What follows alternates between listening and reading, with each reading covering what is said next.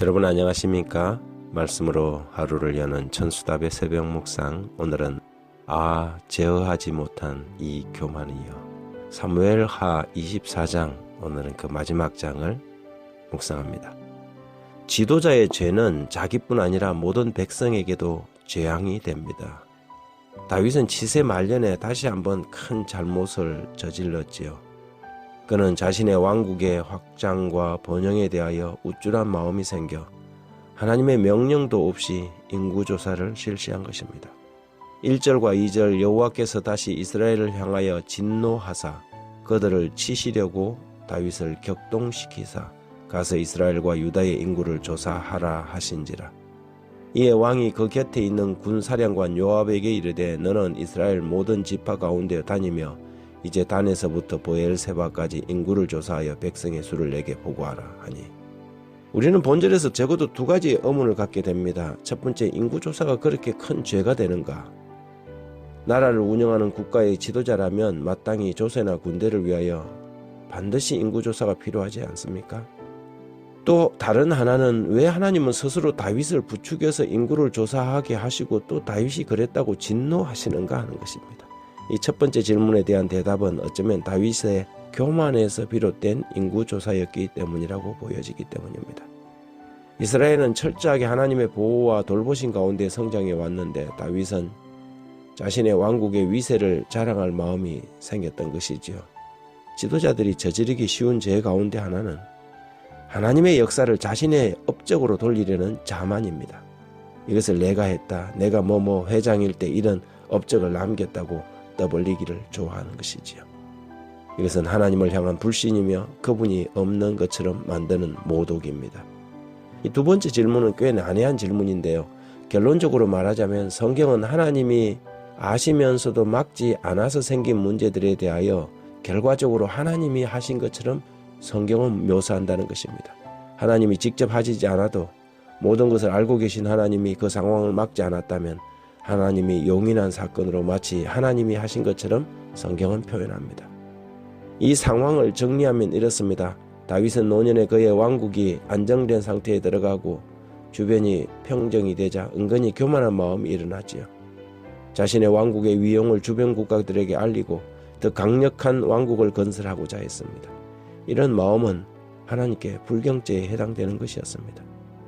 그러자 사단이 틈을 타서 다윗의 마음을 더욱 부추겨 하나님이 원하지 않는 인구조사를 실시하도록 명령하는 것입니다. 본절과 평양절인 역대상 21장 1절에 보면 이 구절을 이렇게 표현합니다. 사단이 일어나 이스라엘을 대적하고 다윗을 격동하여 이스라엘을 겨수하게 하니라 하고 기록하고 있습니다. 다윗은 자신이 하나님께 죄를 범했다는 사실을 그렇게 많은 시간이 걸리지 않아서 깨달았습니다. 24장 10절에 보면 다윗이 백성을 조사한 후에 그의 마음에 자책하고 다윗이 여호와께 아뢰되, 내가 이 일을 행함으로 큰 죄를 범하였나이다. 여호와여, 이제 간구하옵나니 종의 죄를 사하여 주옵소서. 내가 심히 미련하게 행하였나이다.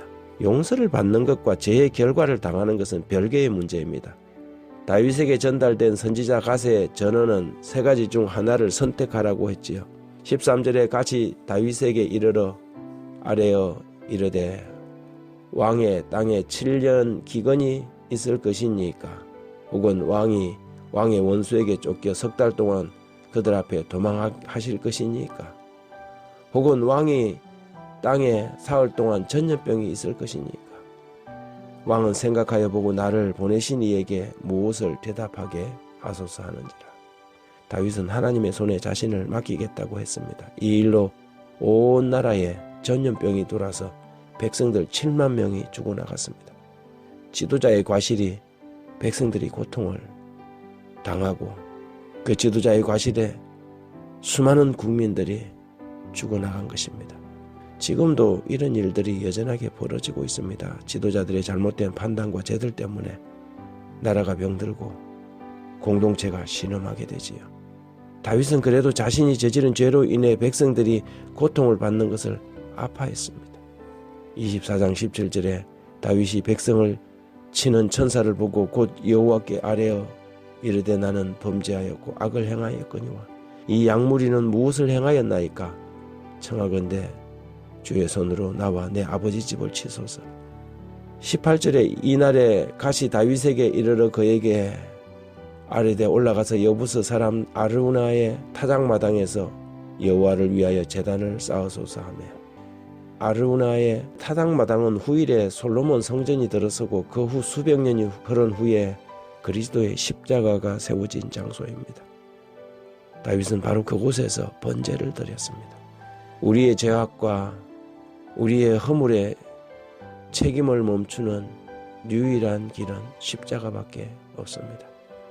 다윗이 거기서 번제를 드리자 재앙이 그쳤지요.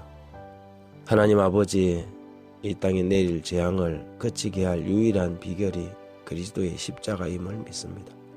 하나님의 어린 양 되신 그리스도의 피가 칠해진 문을 넘어간 마지막 열재앙의 천사들이 오직 십자가의 보혈이 적용된 영혼들만 넘어갈 수 있음을 우리는 믿습니다. 자신을 신뢰하게 마시고 오직 주님만을 바라보게 해 주십시오. 다윗이 하나님이 아닌 군대를 의지하고 자신의 능력을 과시한 것처럼 동일한 죄에 빠지지 않도록 우리를 지켜 주옵소서. 예수님 이름으로 기도합니다.